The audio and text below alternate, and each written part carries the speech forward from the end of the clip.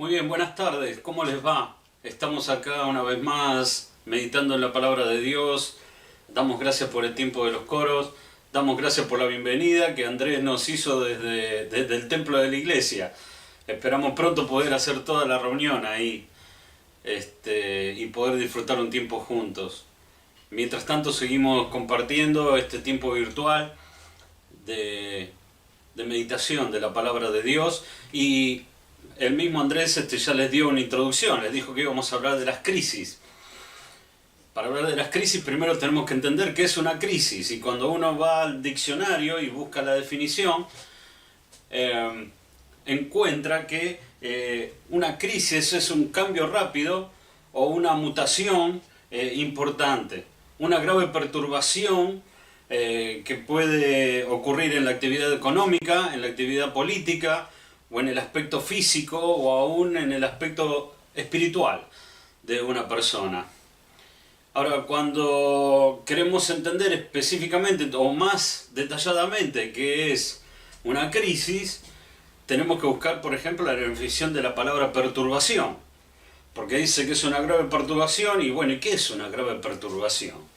Bueno, una perturbación es un hecho que quita la paz y la tranquilidad de una persona, una situación, un hecho que quita la tranquilidad y la tranquilidad o la paz a una persona. Así que cuando uno agarra todo eso, esas dos definiciones, y quiere resumirlas para definir la crisis, podemos decir que son situaciones que producen una falta de tranquilidad, una falta de paz en las personas, y que eso puede afectar tanto en la política, en la economía, o en el aspecto físico, o en el aspecto espiritual de una persona. De tal manera que esto llega a un nivel que puede producir la duda de que continúe la situación que estaba antes, o cambie o se modifique lo que estaba viviendo hasta ese momento. Por eso a veces decimos, bueno, tengo una crisis matrimonial. Entonces, cuando hablamos de una crisis matrimonial, estamos hablando de situaciones graves que pueden hacer modificar esa relación, que uno puede llegar a tener la duda de que pueda continuar esa relación. Ahora, estamos viviendo tiempos de cambios. Estamos viviendo tiempos de cambios importantes. Estamos viviendo tiempos que nos quitan a veces la paz y la tranquilidad. A algunas personas se la quita permanentemente, a otras se la quita por momentos, pero la verdad es que estamos todos afectados por este tema de la crisis debido a la pandemia. Y esto también nos hace dudar de que ciertas cosas sigan igual. Yo creo que hay cosas que van a cambiar, hay cosas que no van a ser igual que eran antes. Creo que igualmente Dios no produce cambios drásticos en poco tiempo. Él va haciéndolo en forma gradual, y creo que algunas cosas van a dejar de ser, otras van a estar por la mitad. Va a ser un mix entre cosas que han venido nuevas y cosas que han quedado de la etapa anterior de la pandemia, por decir así. Así que este es un tiempo de crisis, y dijimos que íbamos a hablar de eso, pero dijimos que íbamos a hablar de personas que enfrentaron crisis y que actuaron de una manera aprovechándolas. ¿Y por qué traigo este tema del aprovechamiento? Porque si seguimos definiendo la palabra crisis, les voy a mostrar acá el símbolo de cómo se escribe crisis en japonés. ¿Ves? Ahí tenés dos símbolos. Ahora, esos dos símbolos son dos palabras, ¿no? A veces uno cree que todos escribimos como escribimos en castellano o en inglés, ¿no? Que muchas letras hacen una palabra. Pero en el Oriente, cada uno de estos símbolos, todo este símbolo significa una palabra. ¿Y qué dos palabras son estos dos símbolos que tenemos acá con lo que se escribe la palabra crisis? Bueno, son la palabra peligro y la palabra oportunidad. O sea que para la gente del Oriente, una crisis es un tiempo de peligro, pero también es un tiempo de oportunidad. Cuando uno busca en la palabra de Dios, no encuentra la palabra crisis.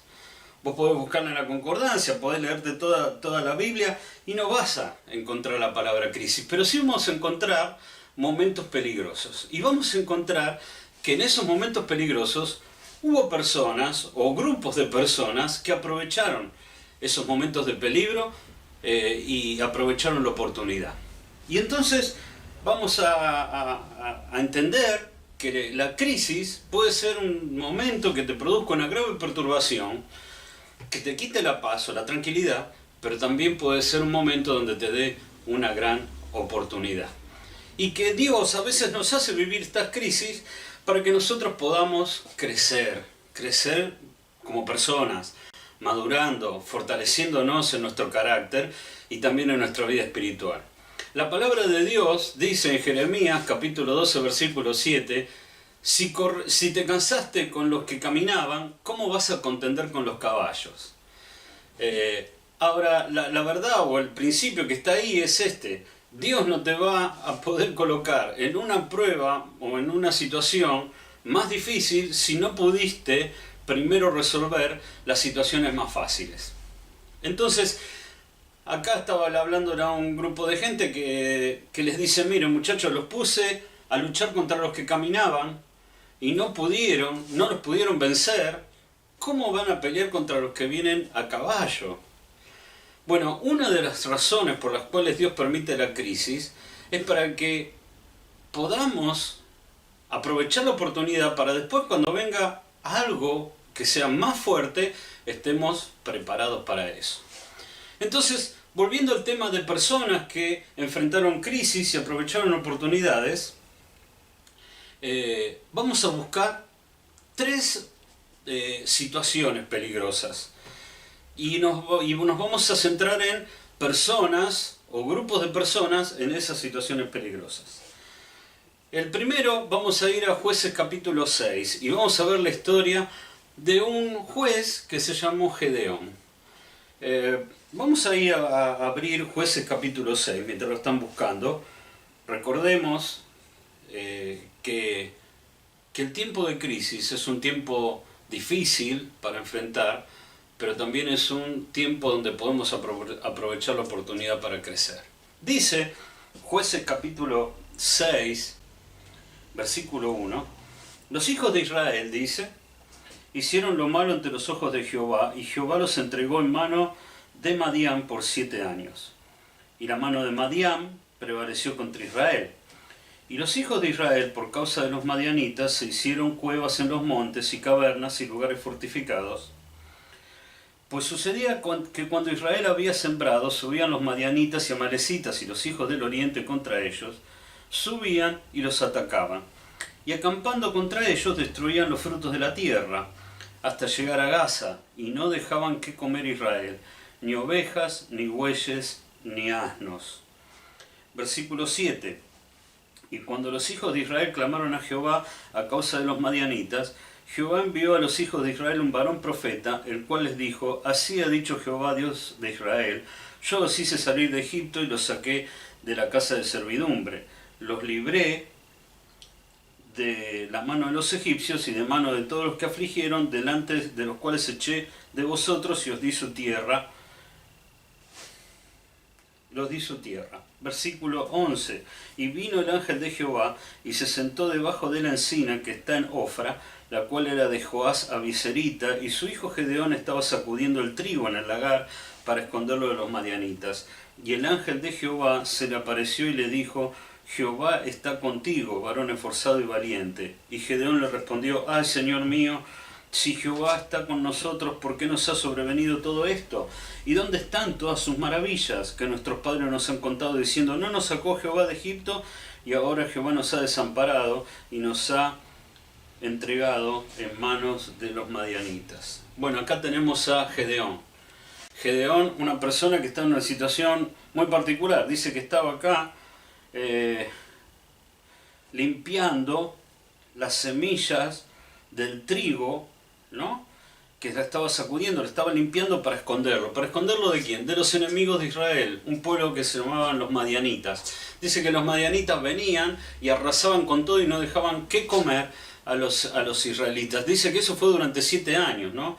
Qué situación terrible. Y ahí lo tenemos a Gedeón. Ahora, si lo miramos acá a Gedeón, la verdad es que no está en una situación súper espiritual, súper positiva. Él, lo vemos ahí, una persona indiferente, o sea, no le importa que los demás se estén muriendo de hambre. Él agarra, está juntando todo su trigo, lo está limpiando en un lugar para esconderlo para él, sin preocuparse de lo que puede pasar a los demás. También vemos que una persona que es imprudente cuando habla con Dios, ¿no? Porque ahí se le presenta el ángel de Jehová y le dijo, varón esforzado y valiente, y Gedeón empieza a hacer catarsis, ¿no? Como decimos nosotros los docentes. Dice, ¿por qué nos ha sobrevenido todo esto? Si Jehová está con nosotros, ¿y dónde está Jehová, ese que lo sacó de Egipto? Ahora, estaba en presencia de un ser espiritual, ¿no? Por lo menos de un ser angelical. Si no, voy a decir una cristofanía, andamos por ahí, ¿no? Y él, de una manera imprudente, se manifiesta ahí quejándose de todas las cosas que le pasaba. Y por último, una persona incrédula. Dice, Jehová nos ha desamparado, nos ha entregado. ¿Dónde está ese Dios? Mira, nos entregó en manos de los madianitas. Ahora, tenemos esta situación y ahí tenemos una crisis. Pero ¿sabes qué? El ángel de Jehová empieza a hablar con Gedeón y Gedeón se da cuenta que tiene que aprovechar esta oportunidad. ¿Y cuál es la oportunidad? Es la oportunidad de conocer mejor a Dios. Así que la primera manera de poder aprovechar una crisis es aprovechar la oportunidad de conocer a Dios.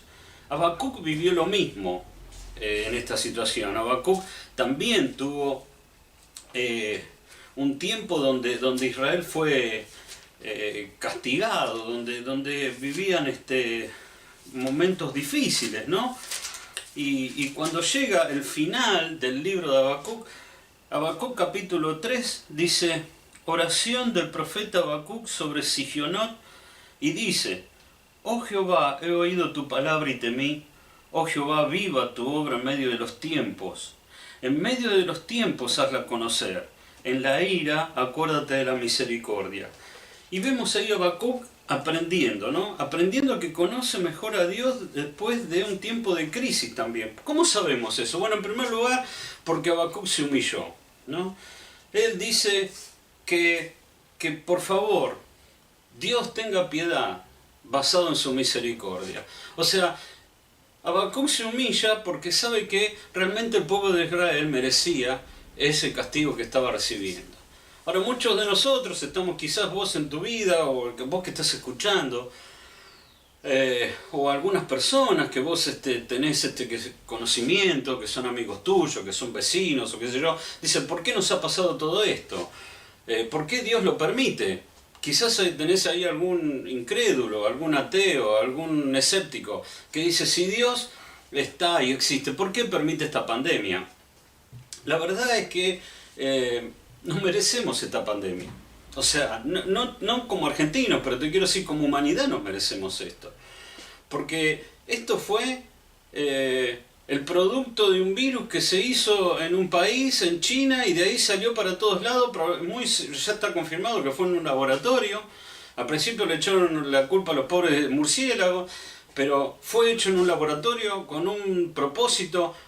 Y realmente la humanidad está lejos de Dios. No le importa lo que Dios puede pensar o puede decir. Entonces, realmente nos merecemos esto. Tenemos que pedir la misericordia de Dios y que Él tenga piedad de nosotros. Pero realmente debemos humillarnos delante de Dios y pedirle a Él que tenga misericordia. Porque realmente la humanidad está lejos de Él y ahora no puede pretender de que Dios salga al rescate como si fuera Superman, después de que ellos hicieron lo que quisieron durante centenares o miles de años. Ahora, en segundo lugar, dice que Habacuc adoró, porque dice, oí tu palabra y temí, ¿no? No como Gedeón acá, que se estaba enfrentando y cuando vio al ángel de Jehová, dijo, ¿dónde están todas sus maravillas? Y Dios nos abandonó, y qué sé yo, y habló de forma imprudente. Habacuc había aprendido la lección, y había oído su palabra, y había temido. Ahora, en tercer lugar, él pide. O sea, no se queda solamente pidiendo que Dios tenga misericordia y además adorando. Él dice algo más interesante también. Dice, aviva tu obra en medio de los tiempos y hazla conocer. Y vamos a hablar de esto de hacer conocer la obra de Dios, pero más adelante. Lo que te quiero decir es que él pidió para que Dios pueda obrar en medio de su pueblo. Y eso es algo que también tenemos que hacer nosotros, ¿no? Nosotros como hijos de Dios tenemos que pedir que Dios obre en medio de nuestro pueblo y haga conocer su obra. Ahora, volviendo a Gedeón, Gedeón va aprendiendo. No es una cosa que les quiero decir, es que no es una enseñanza instantánea. Pero Gedeón pone en su disposición para tratar de aprender. Entonces, cuando seguimos leyendo en el capítulo 6, lo primero que vemos en el versículo 22 es que él reconoce a Dios y ahí sí, cuando lo ve, cree que va a morir, porque reconoce la presencia de Dios. Dice el versículo 22, viendo entonces Gedeón que era el ángel de Jehová, dijo, ah, Señor Jehová, dice que he visto al ángel de Jehová cara a cara. Pero Jehová le dijo, pasa a ti, no tengas temor, no morirás. Ahora, en segundo lugar, lo que le pide Dios en los versículos que siguen es que empiece a obedecer y que elimine el altar que había hecho su padre, el padre de Gedeón, a Baal, con una imagen de otro dios que era Acera. Y él empieza a obedecer. Lo hace con 10 personas que era un altar grande, no era una cuestión de que podía destruir una sola persona. Lo hace con 10 personas, pero lo hace de noche porque tiene temor, pero empieza a caminar ese camino para conocer a Dios en medio de la crisis. Entonces destruye el altar. Y cuando destruye el altar lo descubren, pero más adelante él se levanta y cuando está por empezar a preparar la batalla contra los madianitas, él necesita un par de señales. No sale directamente creyendo en todo lo que Dios le dijo, sino que primero necesita unas señales. Y ahí es la historia cuando él le pide que pone un vellón de lana y que primero le pide que quede seca toda la tierra de rocío y el vellón de lana quede mojado, y Dios cumple y le moja el vellón de lana, pero todavía necesitaba algo más, y al final del capítulo 6 le pide que ahora sea al revés, que aparezca rocío en toda la tierra, menos en el vellón de lana que quede seco, y Dios también cumple. Ahora, fíjate la paciencia del Señor, ¿no? Cómo Él le fue enseñando cada una de las cosas y lo fue afirmando en esa confianza que Gedeón necesitaba para enfrentar esta crisis, ¿no? Y cómo Gedeón empieza a conocerlo más, de tal manera que cuando llega el capítulo 7, solamente con 300 personas y sin abrir ninguna espada ni lastimar a nadie, solamente con unas antorchas y con unos jarrones, golpean los jarrones y se ponen a gritar, y escapan los madianitas y se matan entre ellos. Ahora, los madianitas no eran 100, 200 y los de Gedeón eran 300. Dice que los madianitas eran una multitud. Capítulo 7, versículo 12, dice, los madianitas, los amalecitas y los hijos del oriente estaban tendidos en el valle como langostas en multitud, y sus camellos eran innumerables como la arena que está en la ribera del mar en multitud. O sea que eran miles de personas.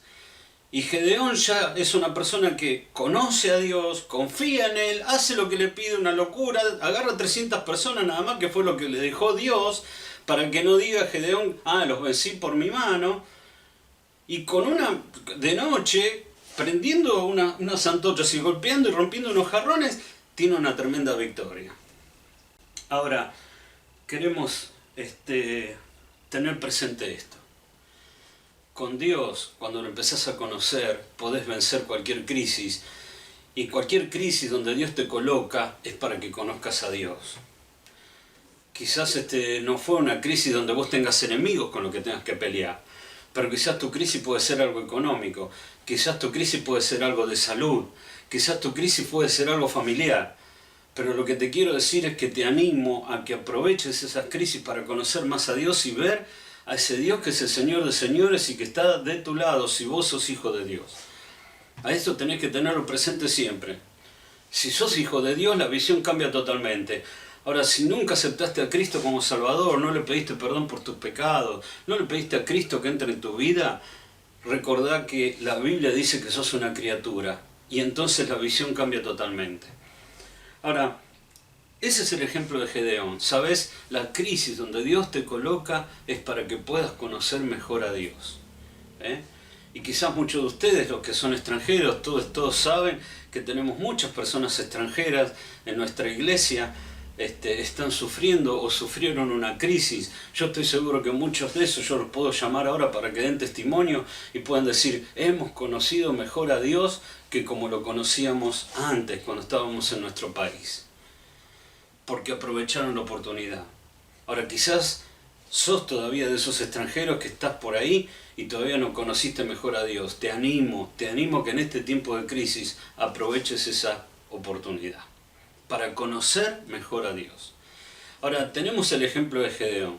Si vamos más adelante en el Nuevo Testamento, tenemos otra situación peligrosa. Y esa situación peligrosa ya podríamos hablar de una persona, pero vamos a hablar también de un grupo de personas. La persona es Felipe, pero el grupo de personas es toda la iglesia.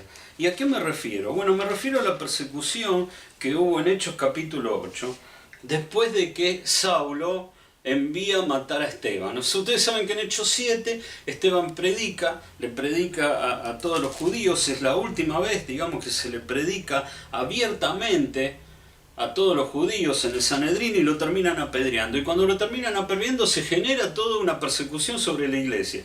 Dice Hechos capítulo 1, dice: y Saulo consentía en su muerte.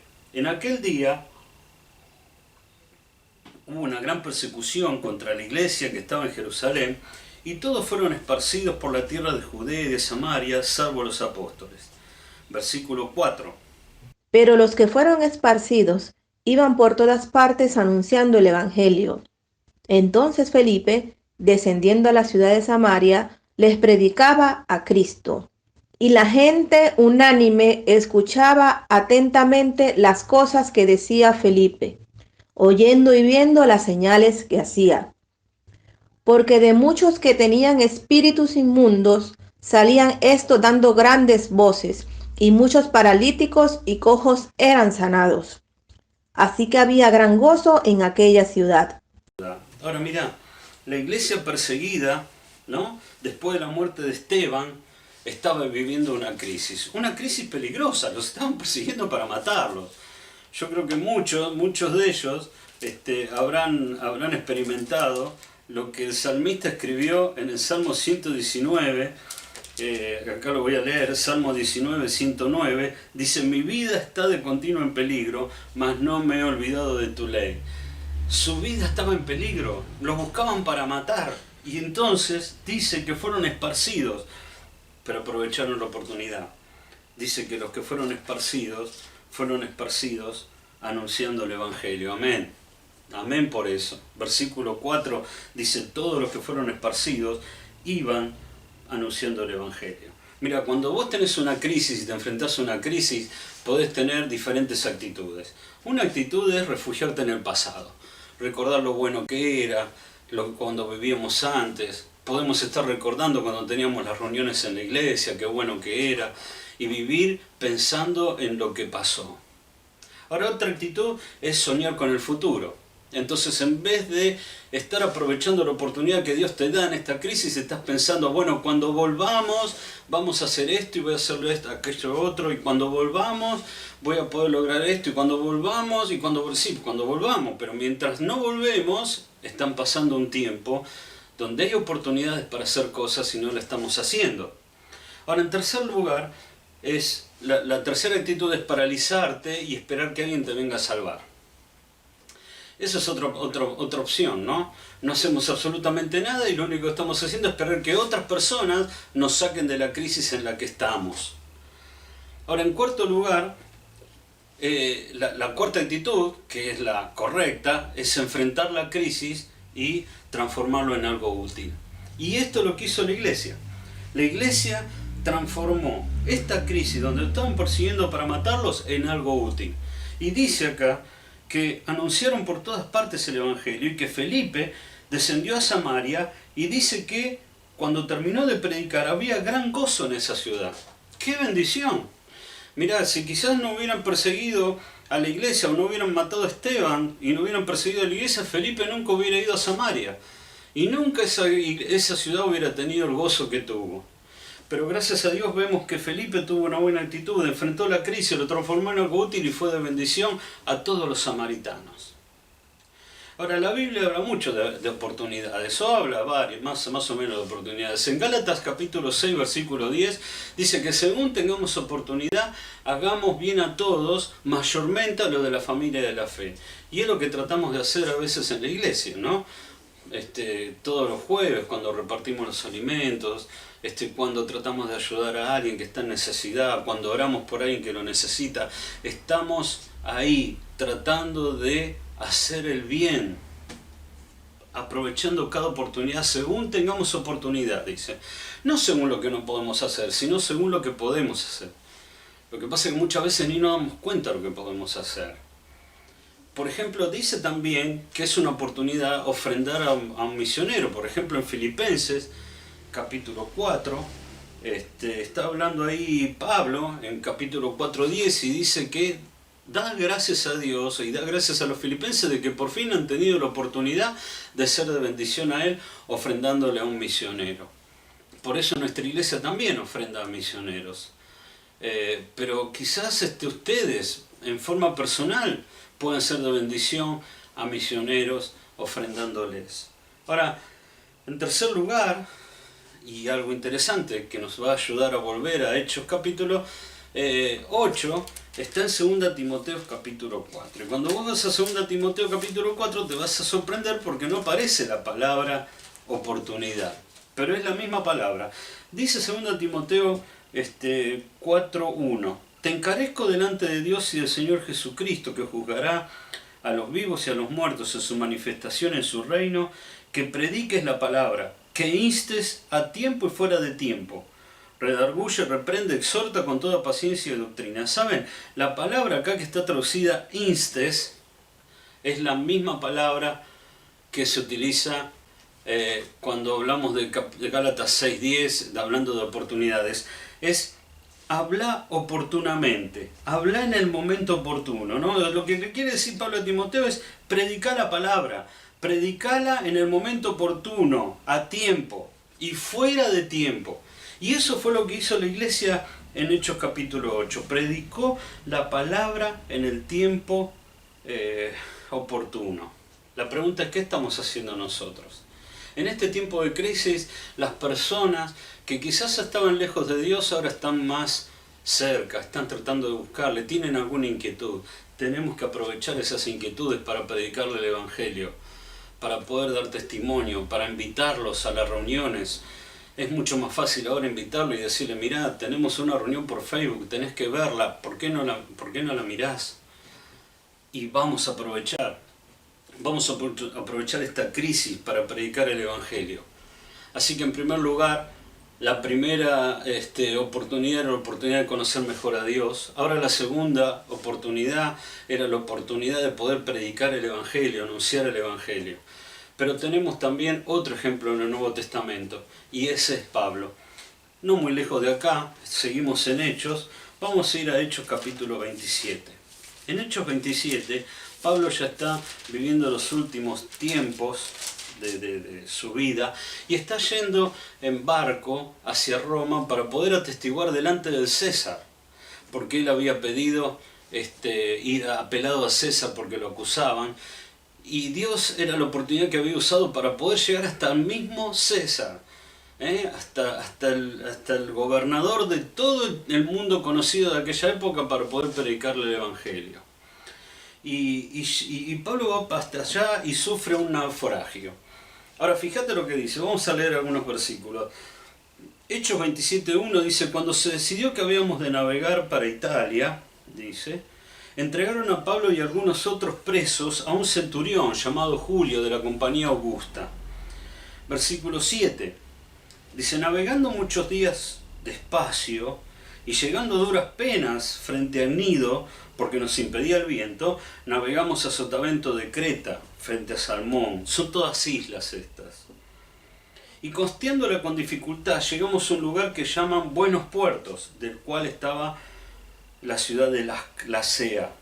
Y habiendo pasado mucho tiempo, y siendo ya peligrosa la navegación por haber pasado ya el ayuno, Pablo les amonestaba diciéndoles: varones, veo que la navegación va a ser con mucho perjuicio y mucha pérdida, no solo del cargamento de la nave, sino también de nuestras personas. Versículo 13. Y soplando una brisa del sur, pareciéndole que ya lo tenían lo que deseaban, levaron anclas y iban costeando Creta. Pero no mucho después dio contra la nave un viento huracanado llamado Euroclidón. Y siendo arrebatada la nave y no pudiendo poner proa al viento, nos abandonamos a él y nos dejamos llevar. Ahora tengo un texto largo, de versículo 18 en adelante. Le voy a pedir a Ana que lo lea. Pero siendo combatidos por una furiosa tempestad, al siguiente día empezaron a lijar, y al tercer día con nuestras propias manos arrojamos los aparejos de la nave. Y no aparecieron ni el sol ni las estrellas por muchos días, y acosados por una tempestad no pequeña, ya habíamos perdido toda esperanza de salvarnos. Entonces Pablo, como hacía ya mucho que no comíamos, puesto en pie en medio de ellos, dijo: habría sido por cierto conveniente, oh varones, haberme oído, y no zarpar de Creta, tan solo para recibir este perjuicio y pérdida. Pero ahora os exhorto a tener buen ánimo, pues no habrá ninguna pérdida de vida entre vosotros, sino solamente de la nave, porque esta noche ha estado conmigo el ángel de Dios, de quien soy y a quien sirvo, diciendo: Pablo, no temas, es necesario que compadezcamos ante César, y he aquí, Dios te ha concedido todos los que navegan contigo. Por tanto, oh varones, tened buen ánimo, porque yo confío en Dios, que así será como se me ha dicho. Ahora fíjate, dice que esta gente había perdido toda esperanza de salvarse, ¿no? Ahora, en esa tormenta terrible que se llamaba Euroclidón, donde pasaron como 14 días sin ver los cielos, sin ver las estrellas, imagínense, ¿no? Una tormenta de 15 días donde lo único que ven son nubes y vientos y olas tremendas. Esta gente ya había perdido la oportunidad de salvarse. Ahora, dentro de esto, se para Pablo ahí.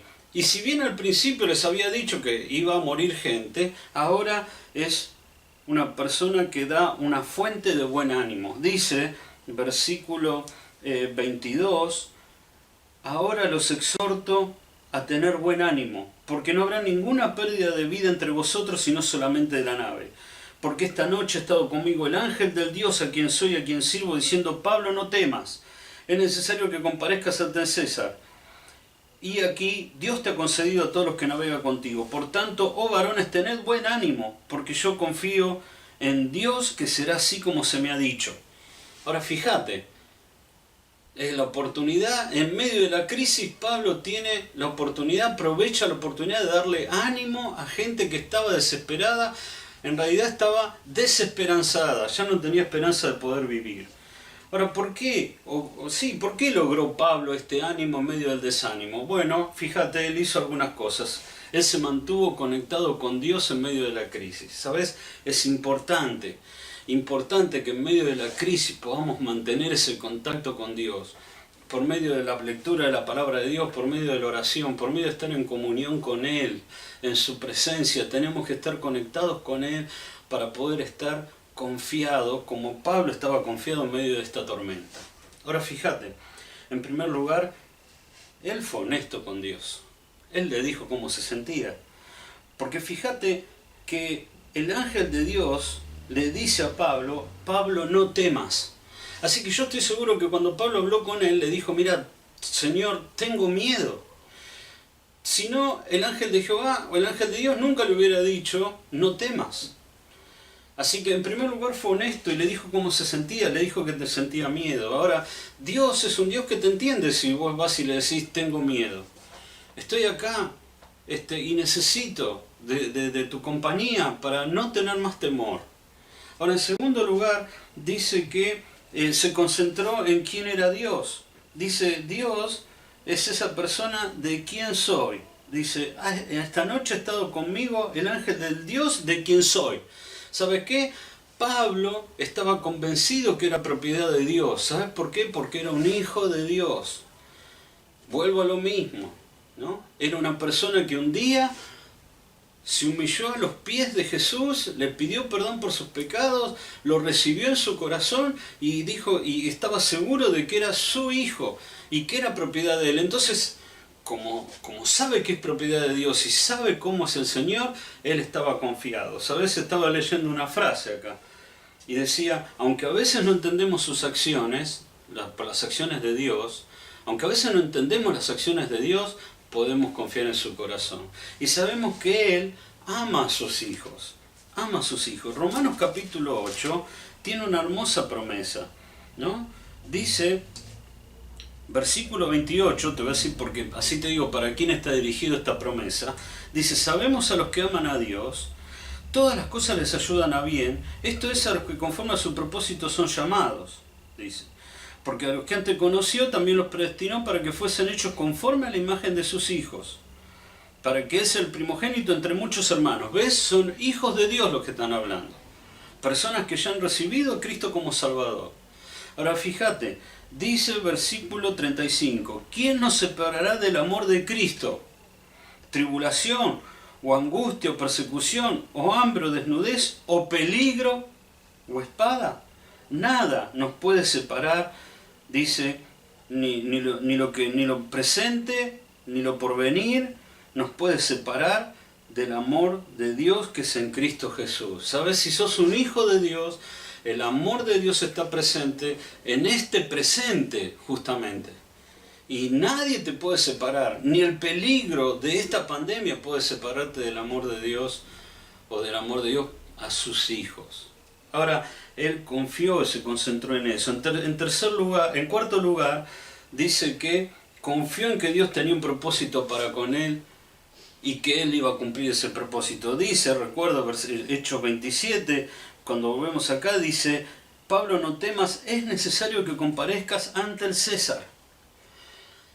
Y dice al final, esto es tremendo, dice, yo confío en Dios que será así como se me ha dicho. Así que volvemos al punto anterior, ¿no?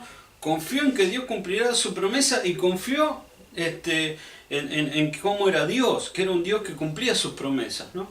Y confió en que Dios tenía un propósito. Y el propósito de Dios era, mira, yo te voy a mandar para que prediques delante del César.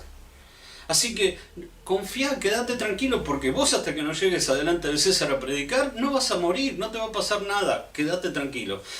Ahora, ¿sabes qué? Lo mismo es para nosotros. Dios tiene un propósito para tu vida. Si sos hijo de Dios, tiene un propósito para tu vida. Si sos una criatura de Dios, lo primero que quiere de Dios es que seas su hijo. Pero mientras ocurre eso, mientras no ocurra eso, Él te va a dejar acá, no importa lo que estás viviendo. Él tiene que cumplir el propósito en tu vida, ¿sí? Entonces, Él confiaba, dice, me ha dado la vida de todos los que navegan conmigo. Y yo confío que no va a pasar nada porque es este Dios a quien sirvo, que cumple su palabra y que tiene un propósito para mi vida. Y hasta que no se cumpla, no va a pasar nada conmigo, confío en eso, estoy tranquilo. Tengan buen ánimo. Eso es lo que le está diciendo a todos los que estaban ahí, que no comían de lo mal que estaban, tan desesperanzados que estaban. ¿Sabes qué? Nosotros como hijos de Dios tenemos que aprovechar esta oportunidad de crisis para poder ser una fuente de ánimo ante los desanimados. Ahora, ¿qué estamos haciendo? ¿Estamos siendo de ánimo o de desánimo o estamos siendo indiferentes como Gedeón? ¿Sabes? Tenemos que entender que las crisis son instrumentos que terminan siendo de bendición si aprovechamos bien las oportunidades. ¿Sabes? Hay un pueblo en Estados Unidos, en el estado de Alabama, se llama Enterprise, como la nave de Viaje a las Estrellas, el Enterprise. Es un pueblo chico, unos 25.000 habitantes, pero tiene una característica muy especial. Cuando vos entrás, hay una estatua, un monumento. Es este que está acá en la foto. Yo ni pensé que lo iba a encontrar en internet, pero mira, acá está. Hay una mujer que tiene arriba, no sé si pueden verlo, pero ¿sabes qué tiene arriba esta mujer, arriba que está así tomándola, sosteniendo? Tiene un insecto mexicano, ¿no? Oscar debe estar contento con esto, porque la verdad que lo que hizo el insecto fue espectacular para la gente de Enterprise. Aunque al principio no era tan así. ¿Sabes qué hizo este insecto? Este insecto en 1895 apareció en el pueblo y destruyó toda la cosecha de algodón, que era lo que se dedicaba al pueblo. O sea que lo destrozó toda la entrada de dinero que tenía ese pueblo. Le comió toda la cosecha. Entonces, ¿qué hicieron los agricultores? En vez de paralizarse, en vez de soñar con el pasado de las cosechas de algodón que tenía, en vez de soñar con el futuro diciendo el año que viene vamos a cosechar algodón y nos va a ir bien, mientras tanto ahora murámonos de hambre, cambiaron. Y en vez de cosechar algodón, empezaron a cosechar maní. Después de más o menos unos 10 años, esta gente ganaba muchísimo más dinero con el maní que con el algodón. Entonces, en 1919, unos 25 años después, hicieron este monumento en agradecimiento al insecto que había hecho que esta gente cambiara el algodón por el maní. Dice, el monumento es tremendo porque dice ahí, con profundo aprecio al insecto y lo que hizo como mensajero de la prosperidad. De un momento de lucha y de crisis, llegó luego un nuevo crecimiento y el éxito. Así que le agradecieron al insecto que destrozó todos los campos de algodón, porque ellos enfrentaron la crisis, se movieron, aprovecharon la oportunidad y dijeron, ¿qué hacemos ahora? Bueno, cosechemos maní. Y ahora están mucho más prósperos de lo que eran antes. Ahora, ¿sabes qué? Yo quiero hacerte recordar lo que vengo diciendo quizás en todo el mensaje. Las crisis son peligrosas. Yo no digo que tengamos que salir como si nada pasara. Los creyentes, cuando fueron perseguidos para ser matados, no se quedaron en Jerusalén. Fueron esparcidos y ellos salieron escapando de la muerte segura. O sea que nos tenemos que cuidar porque es un tiempo de peligro, sí, es verdad. Pero también es un tiempo de oportunidades, está lleno de oportunidades. Oportunidades de conocer mejor a Dios, oportunidades de poder predicar el Evangelio, oportunidades de poder ser de ánimo al desanimado. ¿Qué vas a hacer vos? ¿Vas a aprovecharlo o lo vas a dejar pasar? Si lo vas a dejar pasar, probablemente con el tiempo te arrepientas. Yo te animo a que aproveches todas las oportunidades que la crisis te da. Vamos a orar y vamos a terminar.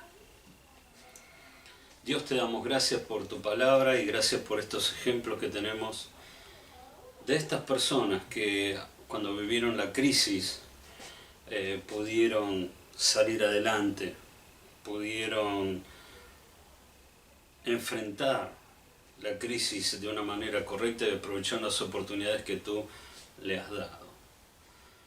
Señor, queremos rogarte que en este tiempo podamos también nosotros aprovechar las oportunidades, que hables a nuestros corazones en estos días para que te podamos conocer mejor a ti, a ese Dios que ama a su pueblo, que le quiere proteger. Padre, queremos rogarte que nos ayudes a poder ser de bendición a otras personas anunciándole el Evangelio, como hizo la iglesia en Hechos cuando era perseguida, cuando lo querían asesinar. También queremos decirte que queremos ser de buen ánimo para aquellas personas que están a nuestro alrededor desanimadas, que podamos decirles que si tienen ese propósito en Dios, que si se transforman en sus hijos, pueden esperar tranquilos, que tú le vas a cuidar. Y que mientras ese propósito no se cumpla, hay algo para hacer acá y tú nos vas a mantener acá. Padre, te rogamos para que tú nos sigas hablando por medio de tu palabra. Te agradecemos por este tiempo.